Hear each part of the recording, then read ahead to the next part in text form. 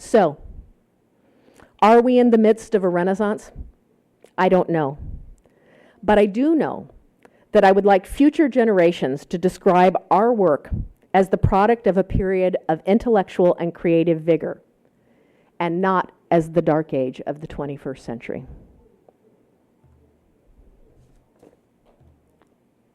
Thank you. I owe you 20 minutes at another conference. I'm sorry. I'm happy to take any questions. I don't know what kind of questions anyone would have.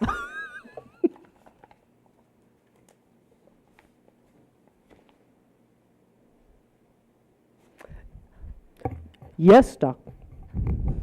Yes, doctor.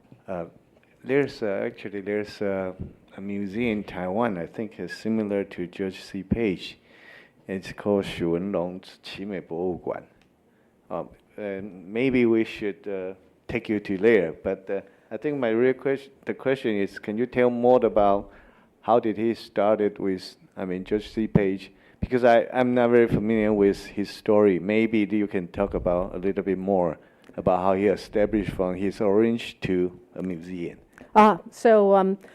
George C. Page was an actual Renaissance man. He was one of those people who could do everything. You may know people like this who is a problem solver, and he was willing to work hard. He was never afraid to work hard. So first he started the mission pack business, and when he saw how popular it was going to be, again, he's only 17 years old, and he had this idea that people didn't want to send oranges all year round. They wanted to send oranges at Christmas. And so he, in November, in California, he would find someone to rent him a storefront.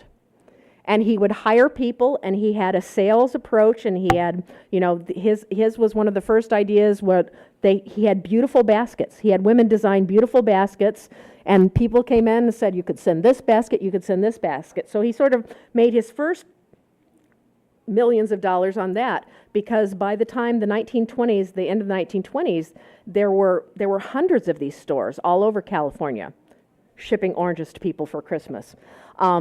He made motor car bodies. He decided that he didn't like the looks of the motor cars that were coming out, and he wanted something sportier. So he went and he found an engineer, and he and the engineer designed a body that they liked and figured out how to build it. And he built these sports car bodies and sold them to people on these chassis. He was an early real estate developer, and he wanted people to have affordable housing, and he would buy lots. That was a time in Los Angeles, if you can imagine, when you could get lots for cheap. And so he would buy these lots, he would section them off and buy and build houses for people. And so he went sort of from one business to another, and he finally sold Mission Pack and decided to retire, and rather like Bill Gates, wanted to give his money away. And so he was a very generous giver to children's hospitals. But really, he says that the inspiration for the La Brea Tar Pits was that at 17 years old, he headed to where he wanted to go, and he couldn't see what he wanted to see. And he was just this kind of person who was not willing to take no for an answer. Now, I don't want to tell you that he was a good person. I don't know if he was a good person. He might have been mean. He might have been humorless, but he is someone, I admired him for transforming the world.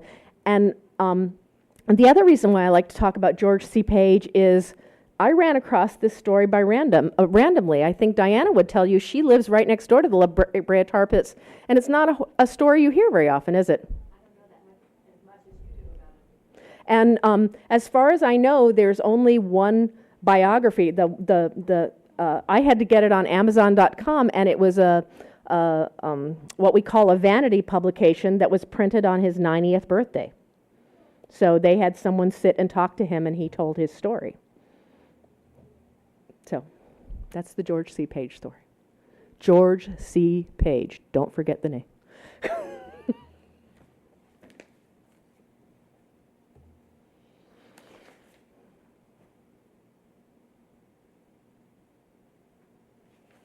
It's a wonderful museum, by the way. I recognize the lady in the green. Yes, Holly, I want to ask you, because on your title you use mutation. I know in medical term, the mutation means something not very good. So, also mutation means change a lot. So what do you think about culture? If something the cultural mutation. Well, So- I don't think mutation has to mean something bad, and I don't say his name. Not Jeremy Lin, but Chao Ming. Is that the basketball player? The other basketball player, Yao Ming. When my son was in school and Yao Ming was first playing, we have in American schools there's something called the Weekly Reader, and it's a little paper that comes to school children all over the country. And one page of this Weekly Reader was just his hand, was the size of this man's hand, which filled the whole page. If you've ever seen how big his hand is, that's a mutation. That's not everybody in this room has a hand that's big, and one could argue that's a good mutation. It helps him play basketball quite a bit. So the point Panofsky is trying to make about a period of cultural mutation, and what Panofsky was really talking about, what distinguishes the Italian Renaissance from little Renaissances with a lowercase r that came before it, is they not only embraced and felt they understood what had happened in antiquity, but they felt they were as good and better than what had happened in the ancient world, that they had something that had transformed them, so that they could take the knowledge of the ancient world and transform it into something better. Now, whether you agree they did is another story, but in the West, they invented modern banking. I'm not so keen on banking myself, but I can see the benefit. 1 point perspective in the Western world came out of the Florentine Renaissance. Dante Alighieri and the Divine Comedy. There were wonderful things that happened during that period that took the ancient world, tipped it up on its head, and made it something wonderful and new. So, I think it is. I understand the hesitance to accept the word mutation, but in fact, what we're talking about right now in the world is mutating this concept of museum. And what I would like to see museums do is stop for a moment and sort of, again, go back and read your mission. And if your mission isn't what you think it ought to be, change your mission and then work towards that. But I'm not terribly happy when I see museums. I go to a conference called the American Association of Museums conference every year. And every year there's what I would call a topic of panic. And it's oh my gosh, we have to do this. We have to do this. We have to do this. We have to do this because everybody's doing this. And I don't know about Taiwanese and Chinese mothers, but in America, a famous line that a mother says, if everybody told you to jump off a cliff, would you jump off a cliff? And I think that museums, it's not that you shouldn't embrace new technologies, I just think you need to understand clearly why you're embracing new technologies and what you hope to get out of it and what you hope your audiences are going to get out of it, and not try to reinvent the wheel. One of the things that I talk about quite a lot in new media conferences is in my career, in my 25-year career, I've written 5 or 6 different labels describing the lost wax casting process. I've created 2 videos on the lost wax casting process.